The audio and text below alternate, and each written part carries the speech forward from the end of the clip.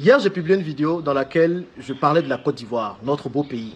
Et je chantais l'hospitalité légendaire des Ivoiriens. Je disais comment les Ivoiriens étaient hospitaliers et comment nous avons accueilli plusieurs personnes qui sont venues en Côte d'Ivoire sans un sou et qui sont devenues riches, millionnaires. Bien sûr, la vidéo a fait parler d'elle. Il y a des gens qui étaient d'accord avec ça et il y a d'autres personnes qui n'étaient pas d'accord avec. Et je vais vous dire aujourd'hui ce que certaines personnes ont dit qui m'ont choqué et qui réellement montrent le mindset de plusieurs personnes. C'est parti. Dans cette vidéo que j'ai lancée hier, il y a deux catégories de personnes qui sont venues se plaindre sous la vidéo.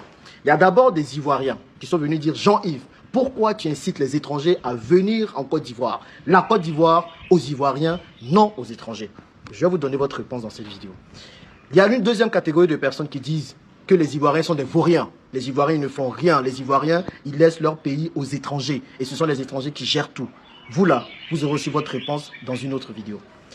Aux Ivoiriens, et vraiment, je vais vous parler en ouchi. Je vais vous parler directement. Je ne vais pas mettre des gants. On va se dire les vérités. Vous savez que je suis très dur avec vous, les Ivoiriens. Parce qu'il y a beaucoup de choses que nous ne comprenons pas. Moi, aujourd'hui, j'ai investi au Kenya. J'ai une entreprise de livraison au Kenya. J'ai fait du négoce au Ghana. J'ai investi au Gabon. On est en train de lancer un parc aquatique au Gabon. J'achète des terrains au Bénin. Je suis panafricain dans l'âme. Et vous vous attendez que je dise quoi? Les étrangers ne venaient pas en Côte d'Ivoire parce qu'il s'agit de mon pays? Absolument pas. Il faut que je sois cohérent avec ce que moi-même je dis. Quelqu'un qui a investi dans tous ces pays-là ne peut pas venir dire quand il s'agit de son pays aux étrangers de ne pas venir. Et je vais vous lire le commentaire qui m'a le plus choqué, qui montre un peu l'état d'esprit de certaines personnes. Et je vais vous donner votre réponse dans cette vidéo. Il y a quelqu'un qui dit « Mon frère, est-ce que c'est forcé d'appeler les non-ivoiriens à venir chez nous? Les gens ont leur pays. Moi, je pense qu'il faudrait arrêter de chanter l'hospitalité des Ivoiriens à toute la planète. Cette mentalité nous a causé de gros problèmes. Oui, comme tu le dis, nous avons bien accueilli les Libanais en Côte d'Ivoire lorsqu'ils ont fui la guerre chez eux. On les a tellement bien intégrés qu'ils contrôlent une bonne partie de l'économie ivoirienne. 40%, j'ai envie de vous dire. Pendant que les Ivoiriens souffrent, pendant que les Ivoiriens cherchent à reprendre le contrôle de leur pays, au lieu de chanter l'hospitalité, on devrait plutôt inciter les Ivoiriens à reprendre le contrôle de leur pays. Les Chinois n'ont jamais chanté l'hospitalité à toute la terre. Ils ont fait de leur pays aujourd'hui la première puissance économique. Les Ivoiriens ne contrôlent plus leur pays. Ça ne vous dit rien. C'est appeler toute la terre à surpeupler Abidjan qui vous intéresse. Reprenons le contrôle du pays d'abord. Mais à qui la faute si aujourd'hui la Côte d'Ivoire n'appartient pas aux Ivoiriens? À qui la faute? Vous allez passer votre temps à mettre la faute sur les autres. Les Libanais sont venus, on les a accueillis. Ils nous ont montré comment faire le business. Au lieu de nous en inspirer, nous, tout ce qui nous intéresse, ce sont les bêtises. Si quelqu'un vient dans ton pays pour investir, toi, la réponse que tu peux lui donner, c'est un meilleur investissement. On reprend un business par un autre business, pas avec les pleurs. Vous êtes là-haut, les étrangers viennent trop en Côte d'Ivoire, ils vont prendre notre pays. Mais qu'est-ce que tu proposes? Qu'est-ce que toi tu fais? Qu'est-ce que tu fais en fait de sorte que les étrangers ne contrôlent pas tout? C'est nous qui allons nous lever, les amis, pour faire les choses. C'est pour ça que je me suis levé pour parler d'investissement sur ma chaîne. Parce que je me suis rendu compte, mais quand tu viens en Côte d'Ivoire, ce sont les étrangers qui maîtrisent tout. Ce sont les étrangers qui maîtrisent tout.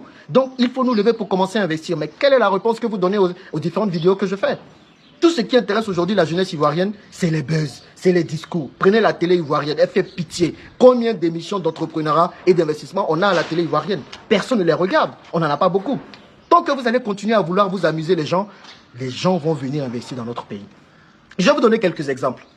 Il y a quelques années de cela, en 2020-2021, je suis parti à Jacquesville. Parce que quand je revenais en Côte d'Ivoire, je me suis dit je vais acheter beaucoup plus de terre. Je suis parti à Jacquesville, j'ai vu un monsieur qui vendait 44 hectares. 44 hectares de terre. J'ai fait une vidéo sur cette même chaîne pour dire les amis, ces terres sont en vente. Il y a des Libanais qui sont allés acheter, des Français qui sont allés acheter, des Chinois qui sont allés acheter. J'ai dit, mettons-nous ensemble, on va acheter. J'ai fait la vidéo. Vous avez commencé à pleurer. Oh, ma Côte d'Ivoire est en train d'être vendue aux étrangers. Faisons quelque chose. Je vous ai dit, ok, venons, on se met ensemble. On va faire quelque chose. On était 150 000 à l'époque. Je vous assure, même pas 5 personnes ont réagi. Même pas 5 personnes sont venues dire, Jean-Yves, allons-y, achetons les terres. J'ai acheté mes terres et j'ai continué mon chemin. Vous comprenez? Deuxième histoire. Le business club que j'ai lancé, vous pensez que c'est comme ça que c'est sorti? Je suis parti à CFAO. À la base, je voulais acheter une vingtaine de voitures pour moi. Une vingtaine de voitures, ça fait à peu près quoi? 200 millions de francs CFA. Je suis parti à CFAO. Et le directeur commercial de CFAO peut attester. Quand j'arrive à CFAO, je veux commander mes véhicules. Je vois un Libanais qui sort. Et le Libanais sort du bureau et puis il dit, j'espère que je vais avoir mes 500 véhicules rapidement. Hein. Moi, je regarde, je dis, le gars, il achète 500 véhicules pendant que moi, je viens pour acheter 20 véhicules. Donc, je parle au gars, je lui demande au directeur commercial, mais comment ça se fait? le gars là, il achète les véhicules tout seul. Il me dit non, qu'il n'est pas seul, qu'ils sont plusieurs, mais lui, il ne fait que représenter les choses. Donc moi, je m'assois et puis je dis non, mais je ne peux pas rester avec 20 véhicules. Et là, je suis en train de réfléchir comment on peut faire pour investir ensemble. C'est comme ça que le club business naît en partie. Je viens ici, je propose le club business. On commence en Côte d'Ivoire. On lance les projets en Côte d'Ivoire. Quand je lançais le club business, je suis panafricain. Donc, j'ouvre les portes à tous les Africains. Mais en réalité, je me disais, les Ivoiriens vont finalement pouvoir prendre le contrôle de leur économie. Donc, réellement, je m'attendais à ce qu'il y ait plusieurs Ivoiriens qui intègrent le club business. Mais que nenni, il y a très peu d'Ivoiriens dans le club business aujourd'hui. Vous vous en foutez. Aujourd'hui, ceux qui sont beaucoup dans le club business, ce sont d'abord les Camerounais. Vous voulez dire quoi? Donc moi, de dire non aux Camerounais qui veulent investir dans le pays parce que vous pleurnichez que oui, on vend le pays et tout ça. Vous ne voulez pas faire, d'autres personnes vont faire. Les Camerounais sont dans le club business aujourd'hui. Des Togolais sont dans le club business. Des Béninois sont dans le club business. Tout le monde, même des Djiboutiens sont dans des clubs business. Les Ivoiriens, vous n'êtes nulle part. Vous ne voulez pas investir. C'est parce que c'est un frère Ivoirien qui fait. Aujourd'hui, prenez combien d'Ivoiriens sont en train de parler d'entrepreneuriat et d'investissement sur les réseaux sociaux? Combien? La nature a horreur du vide. Ça, je le répète tout le temps. Vous ne voulez pas faire les choses, les autres vont faire. Je vais inviter le maximum d'étrangers à venir pour que vous puissiez ouvrir vos yeux. Si vous-même, vous ne voulez pas faire les choses, prendre les devants, rien ne va se passer. On répond à un business par un autre business. Vous voyez un étranger qui lance un business. Vous n'êtes pas content de ce business. Vous dites pourquoi l'étranger lance un business. Vous vous levez, vous lancez aussi votre business. C'est pareil, c'est ce qui s'est passé avec les VTC. J'ai vu des gens lancer leur business, 500 véhicules, 400 véhicules. Ils maîtrisent l'économie. J'ai dit, ok, on va aussi lancer notre business. Et on va bien faire. On va très bien faire. On est en train de faire, on a mis la technologie dans nos business. Et voilà ce qui est en train de se passer. C'est que comme ça qu'on peut répondre à ça, les amis. Ce n'est pas en pleurnichant, en venant encore sur les réseaux sociaux, en disant, mais oui, pourquoi on nous maltraite, en faisant ci. Comment? Si qui vous comptez pour prendre votre défense? Personne ne viendra compter, personne ne viendra prendre votre défense. Absolument personne. La seule manière de pouvoir agir, c'est vraiment de lancer des business. Et c'est pour ça que je me suis associé avec Akuba de Dabali Express. Elle est venue, elle aussi, elle a vu qu'il y avait pas mal de fast-food qui s'installaient en Côte d'Ivoire. Elle a dit non, c'est pas possible. Il faut qu'on lance des business qui vont vraiment promouvoir la nourriture ivoirienne. Elle a lancé Dabali Express.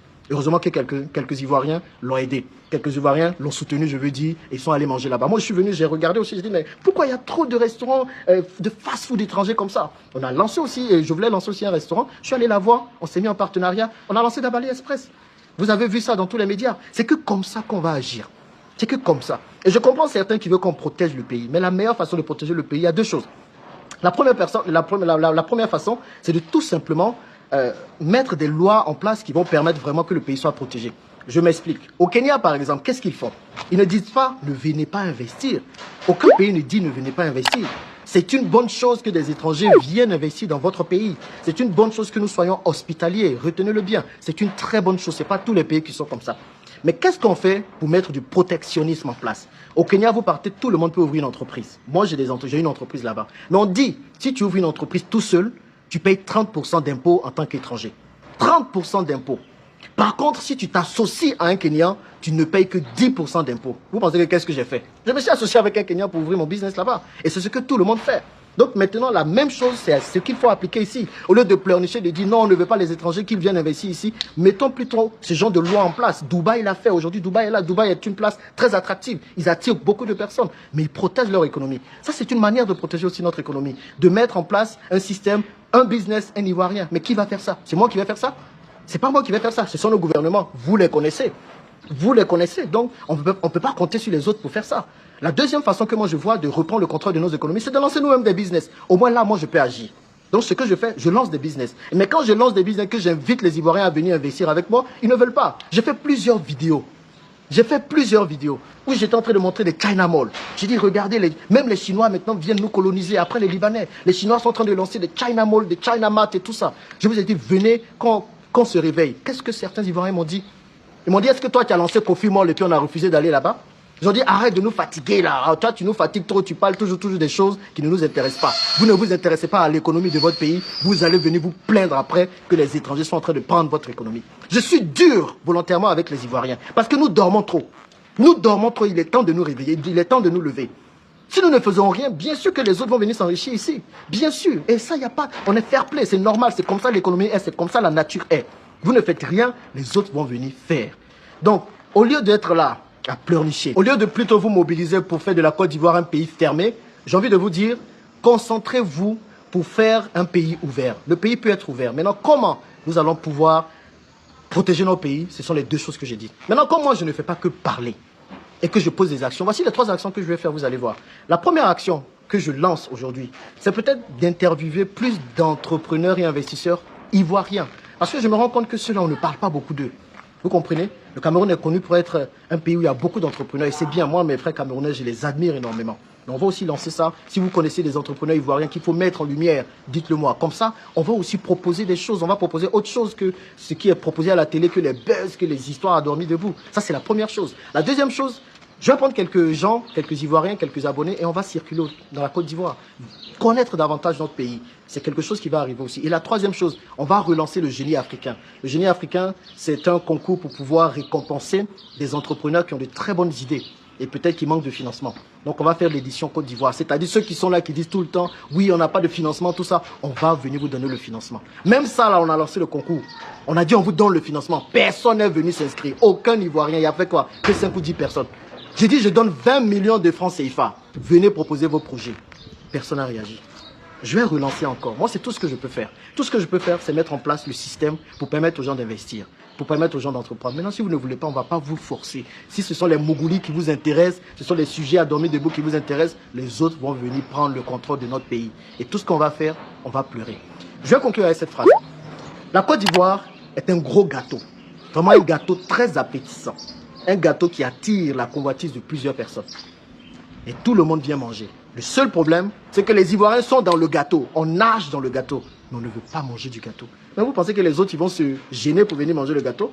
Ils vont venir, ils vont bien manger jusqu'à terminer le gâteau. Et tout ce que vous allez avoir, c'est vos yeux pour pleurer. Réveillons-nous à un moment donné. Prenons le contrôle de notre économie. Je suis d'accord avec ça. Mais c'est que par le business et pas par les pleurs. Lançons-nous dans le business massivement. Et puis les gars, changeons le game. On est capable de cela. Changeons le game, les gars. On arrête les pleurs et puis on travaille maintenant. Dites-moi ce que vous en pensez dans les commentaires. En tout cas, dites-moi comment vous voyez les choses. Et le débat est ouvert, dans le respect, bien sûr. On se dit à plus dans la prochaine vidéo.